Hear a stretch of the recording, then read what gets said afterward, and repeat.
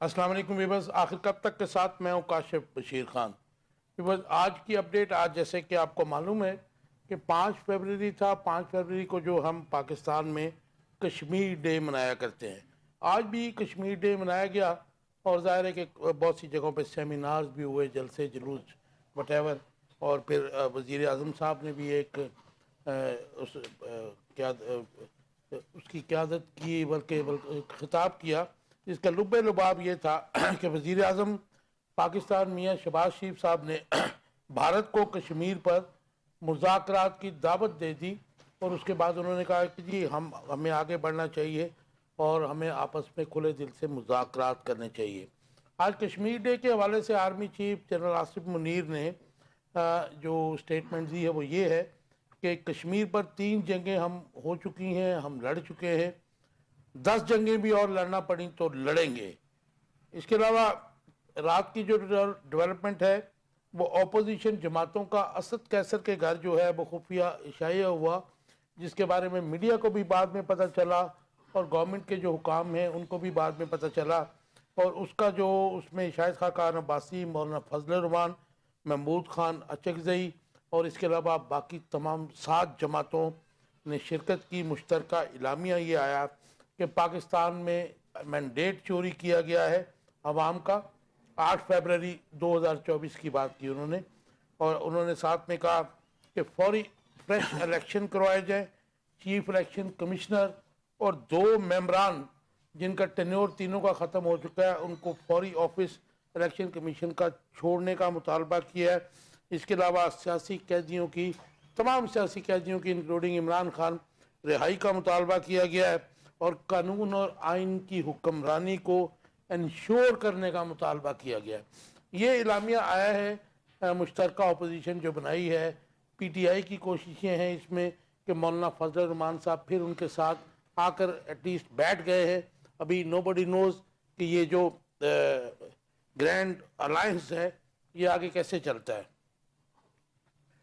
اب یہ دیکھنے کی بات ہے کہ حکومت سے مذاکرات جو ہو رہے تھے پی ٹی آئی کے، انہوں نے وہ ختم کر کے گرینڈ اپوزیشن کی تشکیل کیوں کی گئی ہے، اور کیا جو اپوزیشن اب بنی ہے گرینڈ اپوزیشن، اس کا نام ابھی سامنے نہیں آیا، ہم اسے گرینڈ اپوزیشن ہی کہتے ہیں، موجودہ حکومت کو گھر واپس بھیج سکے گی، اور تحریک انصاف کا 8 فروری کا احتجاج کتنا بھرپور ہوگا، اس پہ بھی ڈسکس کریں گے آج۔ اور پھر ایک جو لیٹر مبینہ لکھا گیا ہے عمران خان کا آرمی چیف کو، اس کی کیا حیثیت ہے، اور سب سے بڑی بات یہ کہ اس کا مقصد کیا ہے لکھنے کا، اور کیا متحدہ اپوزیشن قبل اس وقت انتخابات کروانے میں کامیاب ہو پائے گی۔ ان تمام باتوں پہ ڈسکس کریں گے۔ انٹروڈکشن کراؤں گا اپنے مہمانوں کا جو میرے ساتھ ہیں۔ انعام شیخ صاحب ہیں، شیخ صاحب welcome to the show. Doctor Muzammil Hashmi صاحب ہیں، ان کا تعلق مرکزی مسلم لیگ سے، ویلکم ٹو دا شو جی۔ اور نعمان صاحب ہمارے ساتھ ہیں، نعمان قیصر، ویسے تو یہ یورسٹ ہیں بٹ آج ہمارے ساتھ ایز اے اینالسٹ یہ اس پروگرام میں شرکت کریں گے۔ نعمان بھائی تھینک یو فار جوائننگ اس۔ شیخ صاحب آپ سے شروع کرتے ہیں۔ یہ نواز شریف صاحب نے جو ہے کشمیر کو بھارت پر مذاکرات کی دعوت دے دی۔ ہم نے ماضی میں 25-30 سال سے کم از کم دیکھا ہے کہ اسپیشلی شریف فیملی جب اقتدار میں آتی ہے وہ بھارت کو اوپن آرمز کے ساتھ مذاکرات کی بات کرتی ہے، لیکن بھارت جو ہے وہ ہمارا اصلی دشمن ہے، اور وہ تو ہمارے وجود سے بھی انکاری ہے۔ ہمارے جو ہے ہماری انسرجنسیز جتنی ہوتی ہیں وہ بھارت کرواتا ہے، تو کیسے دیکھتے ہیں آپ اس کو؟ دوسری طرف جو آرمی چیف نے بیان دیا، انہوں نے کہا جی 3 جنگیں ہو چکی ہیں ہماری کشمیر کے مسئلے پر، 10 جنگیں اور بھی لڑنی پڑیں تو لڑیں گے۔ ایک طرف مذاکرات، ایک طرف جو ہے اس قسم کی سٹیٹمنٹ، کیسے دیکھتے ہیں آپ اسے؟ بسم اللہ الرحمن الرحیم۔ کاشف بھائی بہت شکریہ، آپ نے اپنے پروگرام میں انوائٹ کیا اور موقع دیا آج اتنے امپورٹنٹ ٹاپک پہ گفتگو کرنے کے لیے، یوم کشمیر پہ۔ کاشف بھائی، جیسے ہم سب جانتے ہیں کہ بھارت نے ہمیشہ سے ہٹ درمی کا مظاہرہ کیا ہے۔ معذرت کے ساتھ آپ کے جو ویورز بھارت میں آپ کا پروگرام دیکھتے ہیں، بڑے شوق سے وہ لوگ دیکھتے ہیں، لیکن حقائق یہ ہیں کہ بھارت کے اندر ہٹ درمی ان کی حکومت کی جانب سے ہے، شاید ان کی عوام اس طرح کی نہیں ہے، لیکن جو گروپ ادھر مسلط ہوا ہوا ہے، آر ایس ایس گروپ، جو نریندر مودی گروپ ہے، وہ تو کسی کی میں نہ مانوں والی بات ہے ان کی، اور نہ انہوں نے پہلے کبھی مانی تھی، نہ وہ اب ماننے کو تیار ہیں۔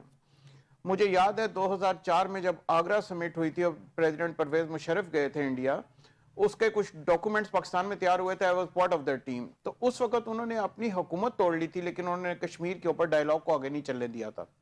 تو بھارت نے بڑا کیٹیگوریکلی یہ سوچا ہوا ہے کہ ہم کسی بھی صورت اپنا یہ ایریا جو کہ ان کا نہیں ہے، یہ تو ایک آپ سمجھ لیجئے یہ ان سے آزادی مانگ رہے ہیں، اور یونائٹڈ نیشنز کے چارٹر کے مطابق بھی ان کو حق خود ارادیت کا دیا ہوا رائٹ، لیکن وہ مائٹ از رائٹ، اب کوئی ماننے کو تیار ہی نہیں ہے. اب امریکہ کو ضرورت ہے بھارت کی، لہٰذا اب یونائٹڈ نیشن کے اندر بھی وہ ساری جتنی بھی آپ کی ریزولوشنز پاس ہوئی ہوئی ہیں وہ ساری سرد خانے میں رکھ دی گئی ہیں.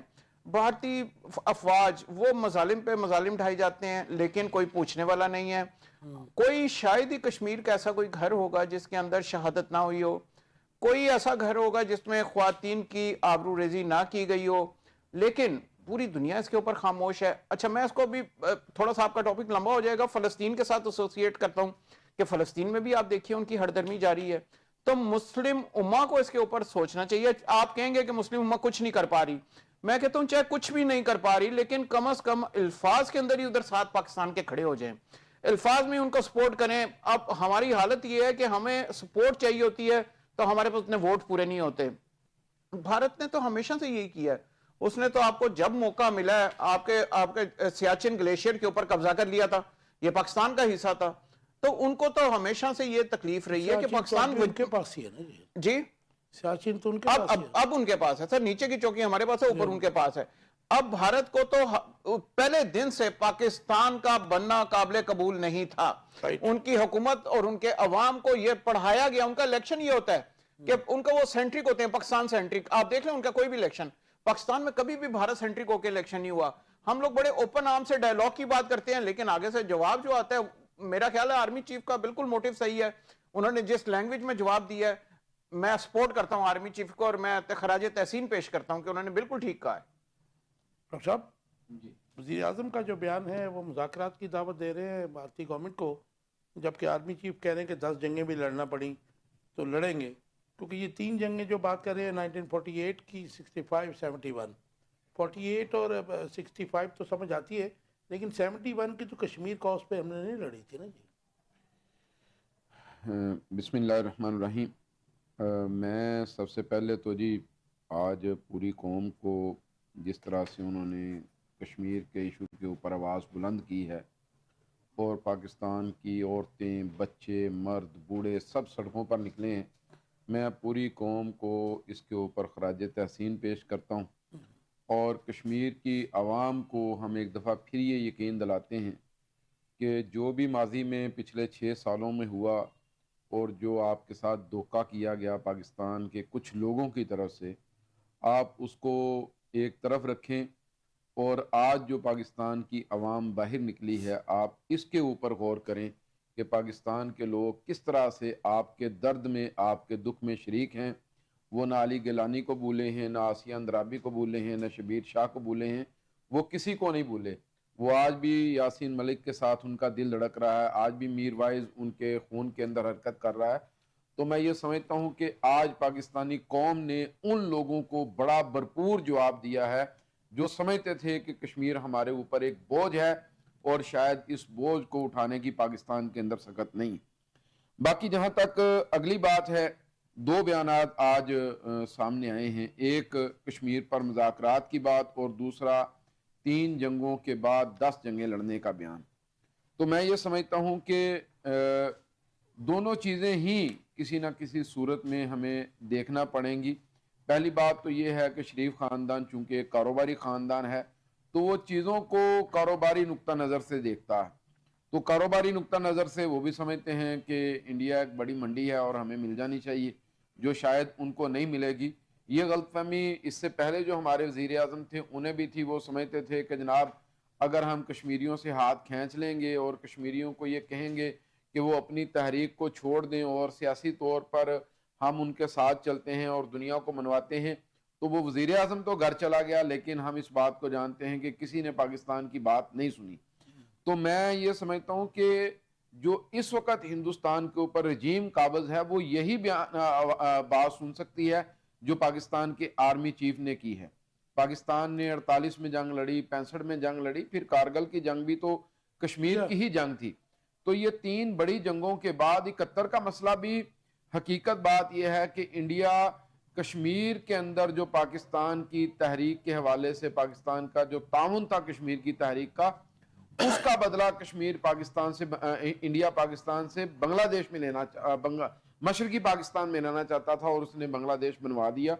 تو میں اس سارے عمل کے اندر یہ بات سمجھتا ہوں کہ یہ وقت ہے پاکستان کی حکومتیں، پاکستان کے سیاستدان، وہ جو وقت کی نبض ہے یا آواز ہے اس کو سنیں، اور بجائے اس کے کہ وہ کشمیریوں کے ساتھ غداری کریں اور کشمیر سے پیچھے ہٹیں، وہ کشمیریوں کے ساتھ جڑ کے کھڑے ہو جائیں اور مضبوط ہو کے کھڑے ہو جائیں. مزمل صاحب 78 سال کا ایکسپیرینس یہ بتاتا ہے کہ بھارت اس مسئلے کو نہ اقوام متحدہ کی قرارداد مانتا ہے، نہ آپ سے مذاکرات کرنا چاہتا ہے. جب بھی مذاکرات کرتا ہے میرے خیال میں، لیکن یہ مذاکرات کی دعوت آپ سمجھتے ہیں کہ مذاکرات کا فائدہ کوئی بھی نہیں ہوگا؟ جی دیکھیں، میں یہ سمجھتا ہوں کہ اگر تو سنجیدہ مذاکرات ہوں، اینڈ پہ تو ٹاک ہے. امریکہ نے افغانستان پہ حملہ کیا، بڑی لمبی جنگ چلی، 22 سال 20 سال کی جنگ کے بعد پھر اینڈ جو رزلٹ آیا وہ مذاکرات کے ساتھ تھا. تو ہوتا تو ہمیشہ ہی جنگوں کا اختتام بھی ٹیبل ٹاک کے اوپر ہوتا ہے، لیکن بات یہ ہے کہ جو ہم سے جرم سرزد ہو چکا ہے نا 2018 سے لے کے ابھی تک جو ہماری کشمیر پالیسی رہی ہے، اس کشمیر پالیسی نے ہمیں بہت بڑے نقصان سے دوچار کیا ہے. انڈیا نے 370 بدل دیا. وہ یہ سمجھتا تھا کہ جناب اب تو میں کشمیر کے اوپر قابض ہو چکا ہوں، کوئی مجھے پوچھنے والا نہیں ہے، کوئی مجھ سے سوال نہیں کر سکتا. تو یہ جتنی بھی باتیں ہیں، یہ ساری کی ساری باتیں ہمیں یہ بات بتلا رہی ہیں کہ یہ لاتوں کا بھوت ہے، یہ باتوں سے نہیں مانے گا. بالکل ٹھیک ہے. اس کا مطلب آپ جو آرمی چیف کہہ رہے ہیں ان کے ساتھ ایگری کرتے ہیں؟ میں بالکل جی آرمی طاقت چیف سے کی ہی بات سے کشمیر کی فیصلہ کروایا جا کاشف سکتا ہے. بھائی یہ بھی دیکھیے کہ کشمیری عوام اس کے لیے بہت جدوجہد کر رہے ہیں، ان کو ہمیں نہیں بھولنا چاہیے اس موقع پہ. اصل طاقت ہی وہ ہیں. اس میں ایک بات اور ایڈ کروں گا.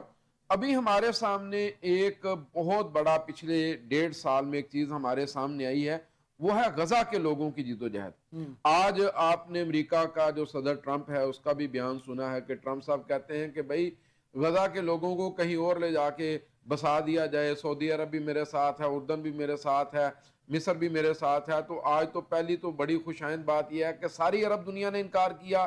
جرمنی نے ٹرمپ کے بیان کو مسترد کیا ہے، فرانس نے ٹرمپ کے بیان کو مسترد کیا ہے، برطانیہ نے ٹرمپ کے بیان کو مسترد کیا ہے. اس کے پیچھے جو وجہ ہے وہ ہے جو فلسطینیوں کی ڈٹ کے کھڑے ہونے والی بات تھی، یا ان کی جو جدوجہد تھی 1.5 سال کی ظلم و ستم کو برداشت کرتے ہوئے ظالم کے سامنے نہ جھکنے کی، اس نے یہ بات واضح کی ہے. تو کشمیری ڈٹ کے کھڑے ہیں.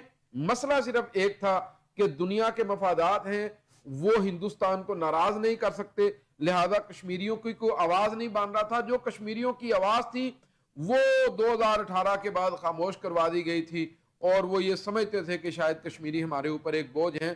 میں یہ بات سمجھتا ہوں کہ اب پاکستانی عوام دوبارہ سے کشمیریوں کی آواز بن رہے ہیں. پاکستان کو ایک زبردست ٹانس لینا چاہیے. یہ وقت ہے ہم دنیا کو باور کروائیں کہ بھائی جنگوں کے ساتھ مسئلے کا اگر حل نہیں تو پھر ظالم کی مدد بھی مسئلے کا حل نہیں ہے. لہٰذا ہم جا کے ہمارے سفارت خانے متحرک ہوں، ہم پوری دنیا کے اندر بات کریں. وہاں پہ جو مختلف طبقات ہیں جو لیکن آپ کو کشمیریوں کو لاجسٹک ایڈ بھی تو دینی پڑے گی نا جی. مطلب ظاہر ہے کہ وہاں پہ جو بربریت ہے وہ ہندوستانی فوج کر رہی ہے، جی وہ اکیلے تنہا لڑ رہے ہیں. تو میرے خیال میں وہ جو بات تھی کہ 1962 میں جب بھٹو صاحب نے رات کے 3 بجے اٹھایا تھا، جب چائنا کے اوپر چائنا نے اٹیک کیا تھا اور ان کے ایمبیسڈر نے بھٹو صاحب کو کہا تھا کہ جی ہم نے اٹیک کر دیا ہے، تو that was the right time جس کو ایوب خان نے گوا دیا. تو ان کا مطلب تھا کہ ادھر سے انہوں نے اٹیک کیے، ہم ادھر سے کشمیر اپنا آزاد کروا لیں. ہم نے تو بڑے رائٹ ٹائم ضائع کیے ہیں جی. 62 میں ہم نے کیا، 99 میں ہم نے کیا، پھر 2016 میں برہان وانی کی شہادت کے بعد ہم نے کیا. پھر اس کے بعد آپ کہہ لیں کہ جب یہ افغانستان کا مسئلہ حل ہونے جا رہا تھا، دنیا افغانستان میں پھنسی ہوئی تھی، ہمارے پاس موقع آ گیا تھا. ہم دنیا سے کہتے کہ بھائی آپ کشمیر کا مسئلہ حل کروائیں، ہم افغانستان کا مسئلہ حل کروا دیتے ہیں. ہم نے تو بڑے مواقع ضائع کیے ہیں. میں کاشف صاحب یہ بات سمجھتا ہوں کہ مواقع ضائع کرنے میں ہمارے سیاستدانوں سے ماشاءاللہ بڑا کوئی ثابت نہیں ہوا. یہ تو ہمارا ایک جرم رہا ہے. لیکن جس طرح غزہ کے لوگوں نے کسی بھی بیرونی امداد کے بغیر یہ جنگ لڑی ہے، اسی طرح کشمیری بھی اپنی حق خود ارادیت کی تحریک کے اندر ڈٹ کے کھڑے ہیں.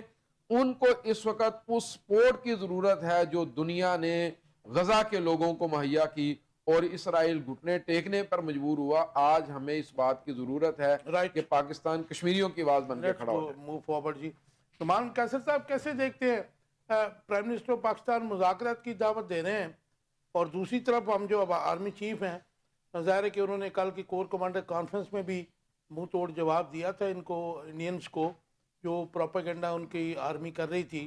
تو یہ دو متصاد جو ہیں سٹیٹمنٹس ہیں، دو جو سٹیک ہولڈرز ہیں مین ان کی طرف سے. آپ کس بیانیے کو جو ہے یا بیان کو سپورٹ کرتے ہیں؟ جی کاشف صاحب تھینک یو. دیکھیں ایک پالیسی ہوتی ہے، اس کو کہا جاتا ہے کیرٹ اینڈ سٹک پالیسی، ٹھیک ہے. تو وہ طریقہ کار یہ ہوتا ہے کہ ایک سٹیٹمنٹ ایسی دی جائے جو کہ موافق لگے اور ایک سٹیٹمنٹ ایسی ہو جو کہ ان کو بتا رہی ہو کہ اگر آپ نیگوسیشن نہیں کریں گے تو ہمارا دوسرا راستہ بھی اوپن ہے، ٹھیک ہے. تو میں سمجھتا ہوں کہ یہ ایک بڑا ہی بروقت قسم کی سٹیٹمنٹ ہے کہ بجائے صرف یہ کہا جاتا آج 5 فروری کے دن جو کشمیریوں سے یکجہتی کا دن ہے، اور ابھی میرے دوستوں نے یہ ذکر کیا کہ کتنے ظلم کیے گئے. پچھلے 78 سال سے ہم کشمیریوں کو دیکھ رہے ہیں کہ ان کے حق خود ارادیت کا جو حق یو این سیکورٹی کونسل کی ریزولوشن 39 پھر ریزولوشن 47 اس کے تحت انہوں نے پلیبسٹ کروانا تھا. وہ یو این کی ریزولوشنز تو بلائے طاق رکھی گئیں، اس کے باوجود ان کے اوپر ظلم و ستم کیا جاتا رہا. تو اس وقت اگر صرف یہ سٹیٹمنٹ دی جاتی ہے کہ ہم بھارت سے نیگوسیشن یا مذاکرات کرنے کے لیے تیار ہیں تو مجھے لگتا ہے کہ اس سے کمزوری بھی سمجھا جاتا ہے اور اس میں ہمارے جو کشمیری بھائی ہیں اور بہنیں ہیں وہ اس سے کافی ہرٹ ہوتے. تو مجھے یہ لگتا ہے کہ بڑا ہی اچھا طریقہ کار یہ ہو ہی نہیں سکتا کہ وزیر اعظم پاکستان اور آرمی چیف نے بیٹھ کے اس پہ کوئی اسٹریٹجی نہ بنائی ہوئی. اس طرح نہیں ہے کہ شہباز شریف صاحب نے اپنے طریق ایک اسٹیٹمنٹ دے دی اور آرمی چیف صاحب نے یہ دیکھتے ہوئے کہ یہ اسٹیٹمنٹ کو نہیں دینی چاہیے تھی انہوں نے اس کو کاؤنٹر کرنے کے لیے اسٹیٹمنٹ. مطلب یہ پری پلانڈ اسٹریٹجی کے ساتھ جو میں سمجھتا ہوں اگر ایسا نہیں کیا گیا تو ایسا ہی ہونا چاہیے تھا کہ آپ کے جو ایگزیکٹو ہیں chief executive of the country ہے وہ مذاکرات کی دعوت دیتے ہیں لیکن ساتھ ہی آرمی چیف یہ کہتے ہیں کہ مذاکرات کی دعوت اپنی جگہ موجود ہے، اس کا کمزوری نہ سمجھنا.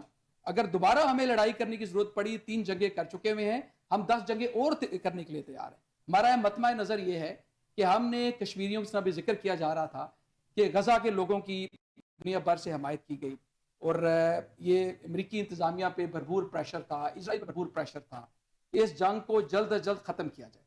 تو بدقسمتی سے ہماری مسلم امہ کی طرف سے کشمیر کی جو کاز ہے اس کے لیے اس طرح کی حمایت نہ ہمیں کبھی ملی ہے اور مستقبل قریب میں نہ کوئی ایسی حمایت ملنے کا کوئی نظر آ رہی ہے کہ کشمیر کی کاز کے لیے کوئی نہ کوئی کوشش کی جائے. اور اس کی وجہ میں آپ کو بتاتا ہوں.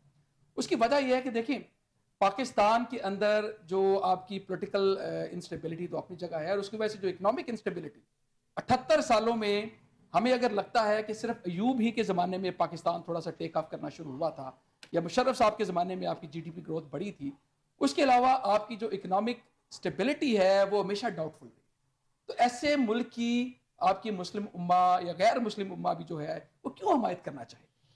یہ بہت ہی اہم سوال ہے. آپ پہلے اپنے تئیں مضبوط ہوں گے، اپنی کوئی کمیٹی آف نیشنز میں کوئی جگہ بنائیں گے تو پھر کوئی آپ کی بات سنے گا. لیکن بدقسمتی سے آپ اپنی جگہ نہیں بنا پا رہے.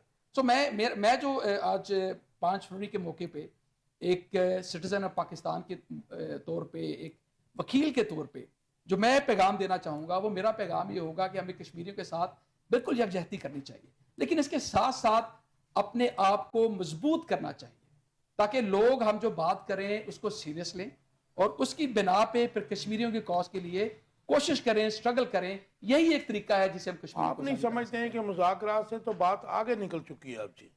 جی دیکھیں مذاکرات جو کہتے ہیں نا جنگوں سے کوئی چیزوں کا سلوشن نہیں نکلتا. الٹیمیٹلی یہ مذاکرات ہی ہیں. ہم اگر تاریخ بھی دیکھیں ٹھیک ہے وہ پرانا زمانہ اپنی جگہ موجود ہے کہ جب لیکن نعمان صاحب دشمن کو دشمن مانے بغیر مذاکرات میں سمجھتا ہوں 6 مہینے ہیں وہ. دیکھیں مذاکرات ہم دشمنی سے تو کر رہے ہیں، دوست تو ہے نہیں کہ ہم اس سے مذاکرات کر رہے ہیں، وہ دشمن ہے. اور دیکھیں ہمیں یہ بات ماننی پڑے گی اور اگر ہم آنکھیں بند کریں گے تو یہ ہمارا ہی اپنا قصور ہوگا. بھارت اس وقت اکنامکلی پولیٹیکلی ہمارے سے بہت آگے ہے. ہم اگر اس پہ اپنی آنکھیں بند کریں گے تو یہ ہمارا اپنا قصور ہوگا اور اپنی کاسٹ پہ کریں گے. نہیں تو وہ یہ ہماری پیچھے جو- رہنے کے قصوروار بھی تو ہم خود ہی ہیں نا جی جی اس میں دو رائے نہیں ہے کاشف صاحب. اس میں ہماری مقتدرہ، ہمارے سیاستدان، ہمارے بیوروکریٹس، ہمارے ہر واک آف لائف سے جو لوگ ہیں، ہمارے ایکیڈیمشینس، ٹھیک ہے، ہمارے شاعر، ہمارے ہر لحاظ سے اگر دیکھا جائے تو ہم سارے کے سارے اپنی اپنی جگہ اس کے قصوروار ہیں. ہمیں جس طرح کشمیر کاز کو سپورٹ کرنی چاہیے تھی ہم ناکام رہے ہیں. تو آپ سمجھتے ہیں کہ کشمیر کو آزادی تب ہی مل سکتی ہے کہ دیکھیں نا ورلڈ تو پاورفل کے ساتھ ہے، ورلڈ پاورفل کی ہے. پاکستان کی انڈیا کی جو لڑائی ہے بیسیکلی وہ بھی ہیجمنی کی لڑائی ہے اس وقت، ٹھیک ہے نا جی. تو وہ طاقت کے استعمال کے بغیر ان کو آزادی مل جائے گی. سر کاشف بھائی ہمیں یہ دیکھنا بڑا ضروری ہے کہ کیا ہم طاقت کا جو توازن ہے، کیا ہمارا اور بھارت کا، ٹھیک ہے نیوکلیر ڈیٹرنس ہمارے پاس موجود ہے، خدا ناخواستہ کسی موقع پہ ہمیں لگا کہ ہماری اپنی ایگزسٹنس خطرے میں ہے تو ہم ڈیفینیٹلی اس کا استعمال کریں گے. لیکن اگر آپ کنونشنل وارفیئر کی دیکھیں، اس میں صلاحیتیں دیکھیں بھارت اور پاکستان کی، تو بھارت ہمارے سے بہت آگے ہے. تو ہمیں اس چیز کو بھی مد نظر رکھنا ہے. دیکھیں جب لڑائی ہوتی ہے تو آپ کو دیکھنا پڑتا ہے کہ دوسری طرف ایک پہلوان موجود ہے پر آپ کی اتنی سکت نہیں ہے، تو پھر آپ کم از کم کوشش کریں گے کہ ہمیں لڑائی میں نہ ہی جانا پڑے. لیکن نعمان صاحب نہیں سر ایسا نہیں ہے، ہماری تیاری ان سے بہت بہتر ہے. قوموں کی زندگیوں Practically I know that. میں قوموں کی زندگیوں میں جنگیں آتی ہیں اور وہ ریاستوں کے جو ہے سروائیول کے لیے جنگیں آتی ہیں اور جنگیں لڑتے رہے. دیکھیں میں اس پہ چھوٹی سی بات کر دوں پھر اس پہ آپ کامنٹ کیجیے گا. دیکھیں میں ایک حقیقت بیان کر رہا ہوں، میرا بھی دل کشمیریوں کے ساتھ دھڑکتا ہے، میں بھی چاہتا ہوں، میری بھی پاک فوج کے ساتھ دل دھڑکتا ہے، میرے جو سیاستدان ہے، میرا ملک ہے، دیکھیں وہ اپنی آئیڈیلزم اپنی جگہ موجود ہے، لیکن جب تک ہم حقیقت کا ادراک نہیں کریں گے تو ہم اپنے آپ کو بہتر کیسے کریں گے. دیکھیں ٹھیک ہے اس میں کوئی شک نہیں ہے کہ ہماری جو کیپیبلٹیز ہیں جنگ کے لحاظ سے وہ اب کافی ایڈوانسڈ ہے. دنیا کے بڑے ملکوں میں ہماری فوج کاؤنٹ ہوتی ہے. ہماری جو ٹیکنالوجی ہے وہ بہت حد تک ایڈوانس کر چکی ہے. ہم نے پالیسیز بھی کافی اچھی بنا لی ہوئی، لیکن ساتھ ہی ساتھ ہمیں اس حقیقت کا ادراک کرنا بھی ضروری ہے کہ بھارت ہمارے سے بہت بڑا کاشف ملک ہے. ان کی اکانومی بھی ہمارے سے بہت کاشف بھائی ہم نے باقاعدہ ٹارگٹ پن پوائنٹ کر کے بھارت کو جواب دیا ہوا ہے کہ یہ آپ کو جواب ہے. جس جگہ پہ ان کی تمام ملٹری قیادت بیٹھی ہوئی تھی اس سے 500 گز کے فاصلے پہ ہم نے ان کو ٹارگٹ کیا تھا. لیکن شیخ صاحب اور اس کے بڑھ کے بھی ہماری اس سے زیادہ ٹریننگ ہے. پاکستان کی عوام اس سے کچھ زیادہ چاہتی ہے. میں کش صاحب اس پہ 2-3 باتیں اپنے بھائی سے تھوڑا سا اختلاف کرتے ہوئے میں کہنا چاہتا ہوں. دیکھیں پہلی بات تو یہ ہے کہ خوف جو ہوتا ہے نا وہ کبھی کامیابی لے کے نہیں آتا. رائٹ. خوف ہمیشہ موت لے کے آتا. تو ہمیں ایک تو خوف اپنے دل سے نکالنا ہوگا. مجھے یاد ہے کہ جو 2018 کے بعد پاکستان کے وزیر اعظم تھے انہوں نے بھی یہی بات کی تھی کہ ہم نہیں لڑ سکتے اور بھارت ہم سے بہت تگڑا ہے، بہت طاقتور ہے، دنیا اس کے ساتھ ہے، ہمیں پیچھے ہٹنا پڑے گا اور ہمیں کشمیریوں کو یہ بات کشمیریوں کو بھی سمجھنا چاہیے پاکستان کی کمزوری کیا، مجبوری کیا. نتیجہ یہ نکلا کہ آج ہندوستان ہمارے اوپر چڑھ کے آ چکا ہے. وہ بلوچستان کے اندر اور دیگر خطوں میں اس وقت ہمارے خلاف ایک بڑا گندا کھیل کھیل رہا ہے. یہ تو کافی پچھلے 3 دہائیوں سے کھیل رہا ہے. میں اس پہ جو بات کہنا چاہتا ہوں، دیکھیں کچھ چیزیں ہیں جو وقت ثابت کرتا ہے. وقت نے ثابت کیا کمزور افغانستان میں جیت گئے اور طاقتور ہار گئے. وقت نے ثابت کیا کہ عراق کے اندر کمزور جیت گئے اور طاقتور ہار گئے. اور وقت نے ثابت کیا کہ غزہ کے اندر کمزور جیت گئے اور طاقتور ہار گئے. یہ جو بات ہے نا جی، پہلی بات تو یہ ہے. دوسری بات میں تھوڑا سا دفاع کو پڑھنے والے لوگوں میں بھی شامل ہوں. تو میں نے کل ہی ایک ریسرچ پیپر پڑھا ہے جس میں ایک انڈیا کا جو ایک بڑا سپلائر ہے اسلحے کا، اس کی میں سٹیٹمنٹ بھی آپ کو میرے فیس بک کے پیج کے اوپر مل سکتی ہے. میں نے پوری سٹیٹمنٹ اس کی انہی الفاظ کے اندر کوٹ کی ہے کہ وہ کہتا ہے کہ بھائی جو ہندوستان کے ساتھ ہماری ڈیل ہوتی ہے نا دفاعی، وہ ایک ڈرونا خواب ہوتی ہے. اس کی وجہ یہ ہے کہ پہلی بات کہ ہمیں جب ہم اس سے دفاعی ڈیل کرتے ہیں نا تو ہمیں یہ بھی کرنا پڑتا ہے کہ بھائی اس کو اب ہمیں ایک پوری سپلائی چین دینی پڑے گی، یہ اس قابل ہی نہیں ہے. ایک بات تو انہوں نے یہ کی. پھر انہوں نے یہ بھی بات کی اس کے اندر کہ اگر انڈیا آج امریکہ سے F-16 خریدنا چاہے نا تو وہ F-16 خرید کے بھی وہ پاکستان کا مقابلہ نہیں کر سکتا، اس لیے کہ پاکستان کی کیپیبلٹی اس سارے محاذ میں پہلے اس سے بہت زیادہ ہے. تو میں سمجھتا ہوں کہ یہ ساری چیزیں، یہ ساری کیفیت. پھر اس نے ایک اور بات کی. اس نے کہا کہ جب میں نے ایک دفاعی نمائش کے اندر ایک دوسرے بندے سے جب میں یہ باتیں کر رہا تھا تو اس نے پھر مجھ سے پوچھا کہ اب کیا ہو سکتا ہے، تو میں نے اسے کہا کہ انڈیا کا ٹینڈر ہمیں مل جائے اسلحے کی ڈیل کا، یہ اس سے زیادہ خطرناک ہے کہ ہمیں یہ ٹینڈر نہ ملے۔ وہ کہتے ہیں انڈیا کے ساتھ ڈیل کرتے ہوئے ہم اتنے خوفزدہ لیکن ڈاکٹر صاحب میں تو اس بات کا مجھے میرے شواہد بھی ہیں، انڈیا اور اسرائیل کا اربوں ڈالر کا جو دفاعی پیکٹ ہوا ہے وہ بھی تو ہمارے خلاف ہی ہوا ہے۔ دیکھیں میں یہی آج سے کہہ رہا ہوں کہ اس وقت ایسا نہیں ہے، ہماری ایک اسٹریٹجک پوزیشن ہے، ہمیں کبھی بھی اس کو ڈینائی نہیں کرنا چاہیے۔ دنیا کے اندر اسٹریٹجی پوزیشنز ہوتی ہیں یہ بڑی کاؤنٹ کرتی ہیں، پاکستان اتنا کمزور ملک نہیں ہے۔ ہاں پاکستان کے سیاستدانوں نے اس ملک کو کمزور سمجھا ہے، انہوں نے، چونکہ ہمارا سیاستدان نہ دفاع سمجھتا ہے، نہ اکانومی سمجھتا ہے، نہ وہ داخلہ کو سمجھتا ہے، اس کو پتہ ہی نہیں کسی بات کا، وہ تو بیچارہ آتا ہے یہ سمجھتے ہوئے کہ میں امریکہ سے ڈیل کر کے آ رہا ہوں، پاکستان سے ڈیل کر کے آ رہا ہوں۔ سودے بازی کے ساتھ یہ لوگ آتے ہیں، ان پڑھ ہوتے ہیں زیادہ تر دنیاوی اعتبار سے، کہ ڈگریاں تو ان کے پاس ہوتی ہیں لیکن یہ دنیا کے حالات کو نہیں سمجھ پا رہے ہوتے۔ تو اس لیے میں یہ سمجھتا ہوں کہ یہ مسئلہ نہیں ہے، مسئلہ پاکستان کا اس وقت اس چیز کے اندر ہے کہ پاکستان کو اپنی صلاحیت کو سمجھ کے فیصلہ کرنا ہوگا۔ ہم یہ تو کہہ ہی نہیں رہے کہ بھائی پاکستان کشمیر کے اوپر حملہ آور ہو جائے، ہم تو یہ کہہ رہے ہیں کہ جو کشمیریوں کی جد و جہد ہے پاکستان اس کے پیچھے کھڑا ہو جائے اور یہ کہے کہ بھائی ہم آپ صاحب یہی تو میں آپ سے پوچھنا چاہ رہا ہوں، مورل سپورٹ سے تو کام بہت آگے نکل گیا ہوا ان کا۔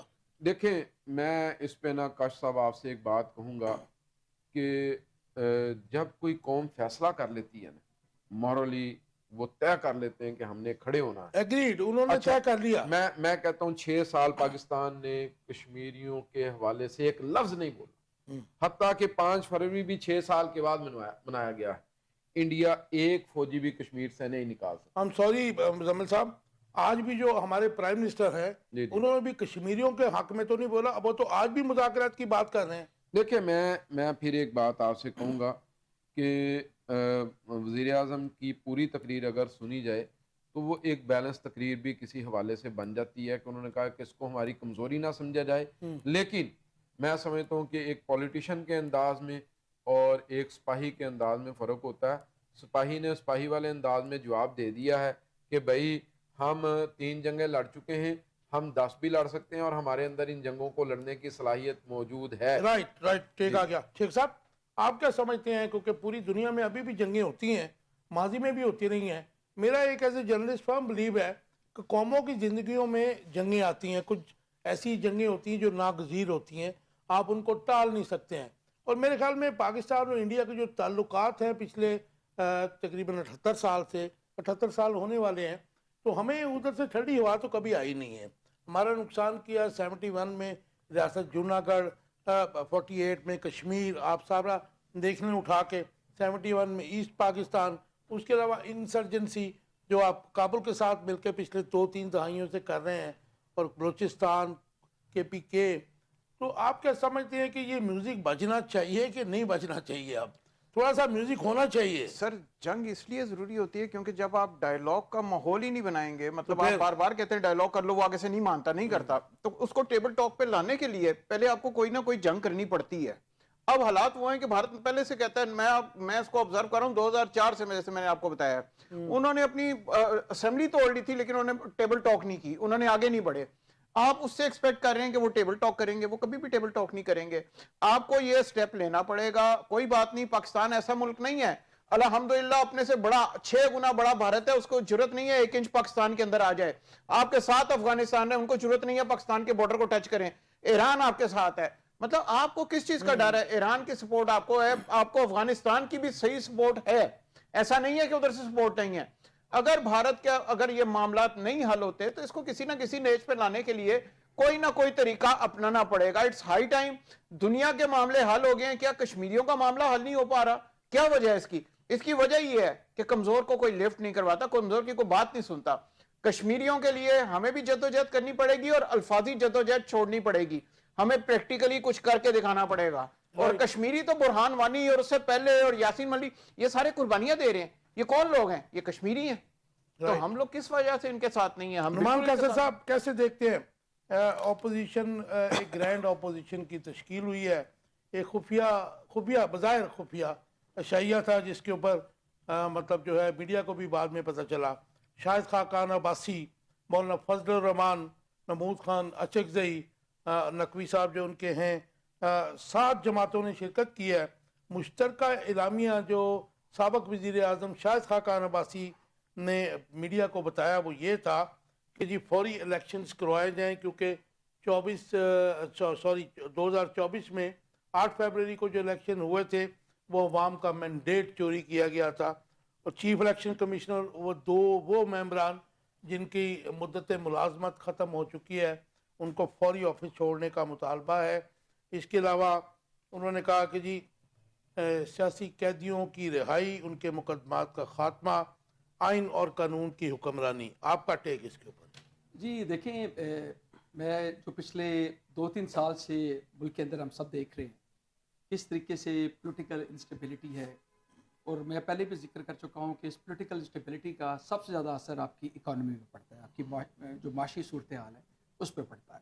اور ہم یہ دیکھ بھی رہے ہیں پچھلے 3 سالوں سے جو آپ کی اکانومی ہے، انفلیشن کی حد سے دیکھ لیں، جی ڈی پی کے ریفرنس سے دیکھ لیں، ایک عام شخص، میں نہیں یہ کہتا کہ 2018 سے 22 تک وہ بڑا ہی خوشحال تھا، لیکن ہم اگر انڈیکیٹرز دیکھیں، اکنامک انڈیکیٹرز، تو پچھلے 3 سال میں وہ کافی زیادہ نیچے گرے ہیں۔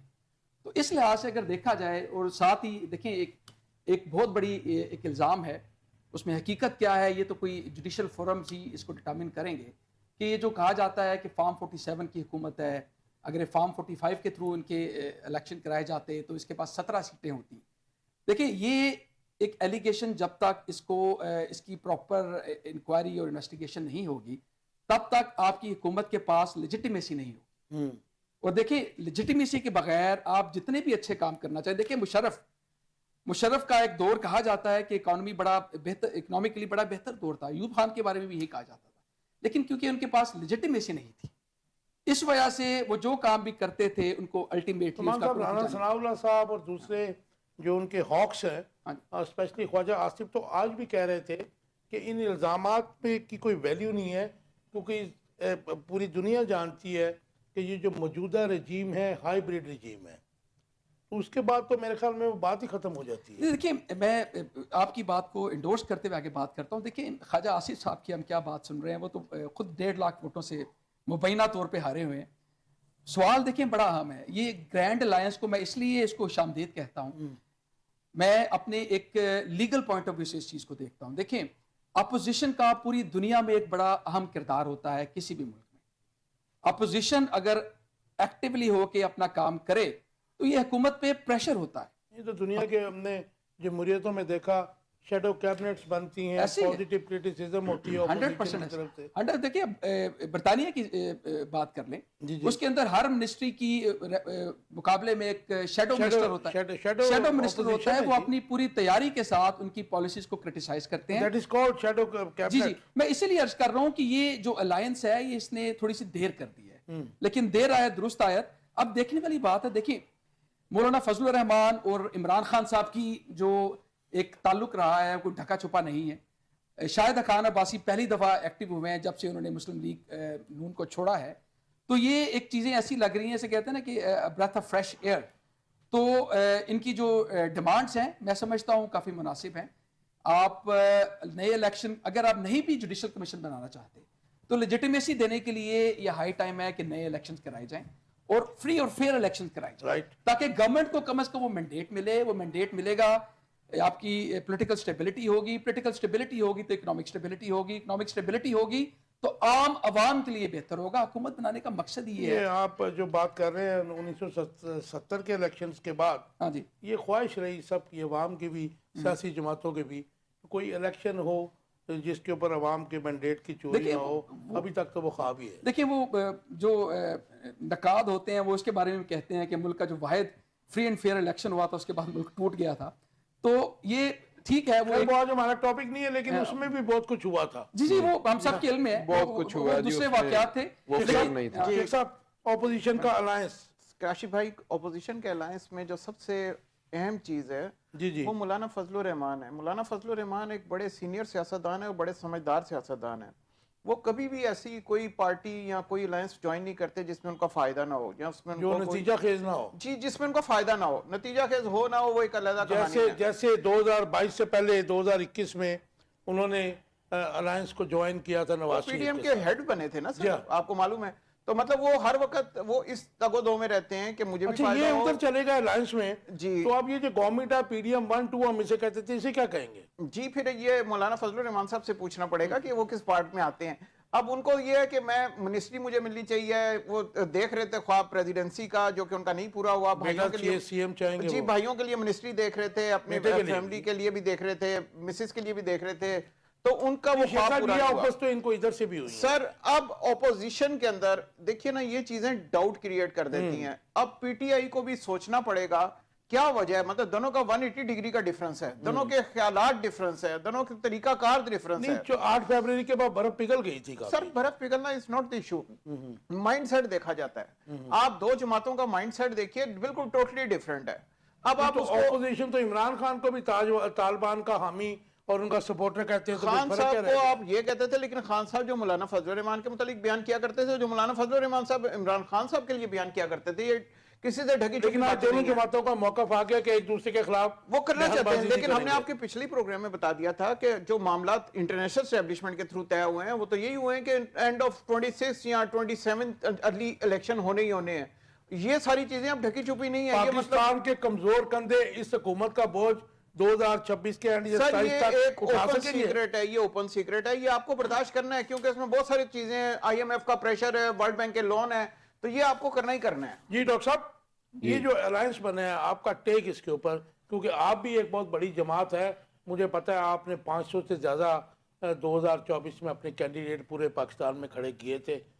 مقابلہ تو دل ناتوان نے بہت کیا, آپ کے بہت اچھے کینڈیڈیٹ تھے, پڑھے لکھے بھی تھے, لیکن آپ کو پتا ہے کہ یہاں پہ ووٹس کیسے ملتے ہیں اور کس کو ملتے ہیں. میں اس پہ نا جی 1-2 رائے پی ٹی آئی کو دینا چاہتا ہوں. جی جی پلیز مشورے. پہلا مشورہ تو میرا یہ ہے کہ پی ٹی آئی چونکہ مولانا فضل الرحمان اس سارے عمل میں شامل تھے جنہوں نے 2022 میں انہوں نے ان کو گھر بھیجا تھا, تو پی ٹی آئی مولانا فضل الرحمان سے سچ گلوائے. اچھا جو سچی بات ہے نا بڑا صحیح. وہ مولانا سے کہیں کہ بھئی آج نا آپ سچ بول دیں کہ آپ نے کس کے کہنے کے اوپر حکومت ہماری گرائی تھی. بالکل کیونکہ مسئلہ تو وہاں سے شروع ہوا نا. پھر یہ ہے کہ پی ٹی آئی ایک بات طے کرے کہ بھئی اصولوں پہ سیاست کریں گے. ہم امپائر کی انگلی کھڑی کرنے سے لے کے 2018 کے الیکشن تک جو کچھ ہوا ہم اس کے اوپر قوم سے معافی مانگتے ہیں. صحیح ہے. ٹھیک ہے. پھر اس کے بعد وہ مولانا فضل الرحمان سے کہیں کہ جی آپ بھی 2022 کے سارے عمل کے اوپر قوم سے معافی مانگیں. تو اس سے پہلے جو انہوں نے اپنے کندھے پیش کیے جمہوریت کے جنازے کو, اچھا وہ معافی نہ مانگیں. نہیں میں اس طرح ابھی میرا پی ٹی آئی کو مشورہ چل رہا ہے, پی ٹی آئی کو ابھی پی ٹی آئی کو مشورہ چل رہا ہے.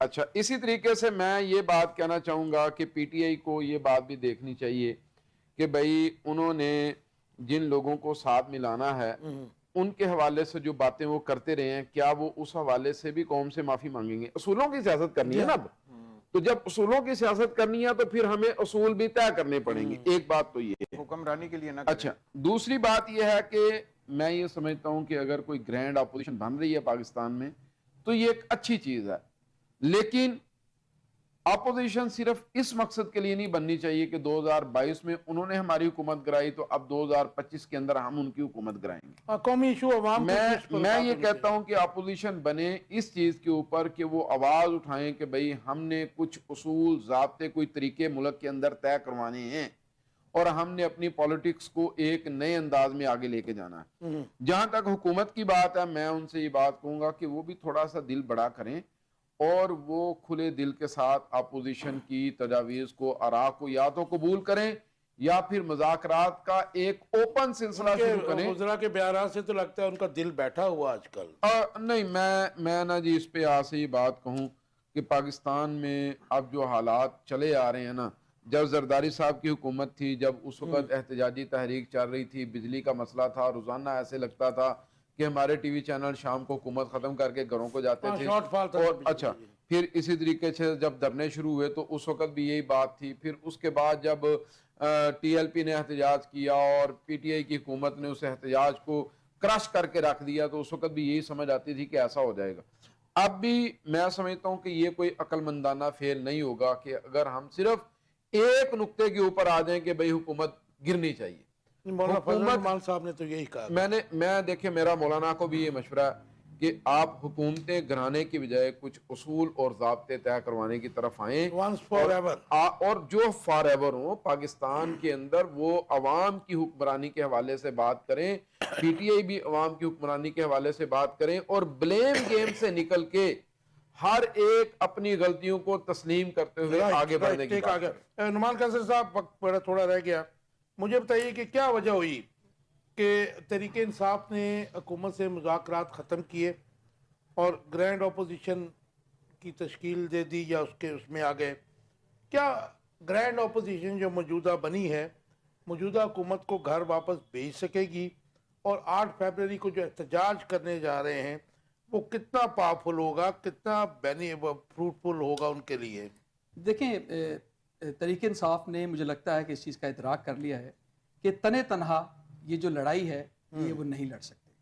बीच में उन्होंने कोशिश की कि मुक़तदरा जो कि जिनका असल कंट्रोल है इस सारे निज़ाम पे, उनसे भी उन्होंने ये ख़बरें आईं कि उनसे भी नेगोशिएशन और जो डील या मुज़ाकरात कुछ ना कुछ जारी हैं। तो मुझे लगता है कि ये जो इमरान खान साहब ने एक हाल ही में एक ख़त लिखा है जिसको पीटीआई वाले ये कहते हैं कि ये चार्ज शीट है इस्टेब्लिशमेंट पे, तो वो भी वो कोशिश कर चुके हैं। तो मुझे लगता है कि अब एज ए लास्ट रिजोर्ट वो तहरीक इंसाफ ये कोशिश कर रही है कि हकान अब्बासी, मौलाना फजल रहमान और दूसरे जो लीडरान हैं उनको इकट्ठा करके, क्योंकि देखें ये सारे अपनी अपनी जगह एग्रीव्ड हैं इस सारे निज़ाम के। वो मौलाना फजल रहमान का मेरे भाई ने जिक्र किया कि मौलाना फजल रहमान हर सेटअप में उनके पास कुछ नहीं, तो अभी हम 5 फरवरी का दिन मना रहे हैं, कश्मीर की उनके पास मिनिस्ट्री या वजारत या कोई कुछ ना कुछ उनके पास जरूर होगा। कश्मीर कमेटी के चेयरमैन हुआ करता था कश्मीर कमेटी का, उनको घर भी मिल जाता था इस्लामाबाद में, कोई पर्क्स एंड प्रिविलेजेस उसके अलावा मिल जाते थे। तो मुझे लगता है मौलाना फजल रहमान बहुत ज़ख्मी है।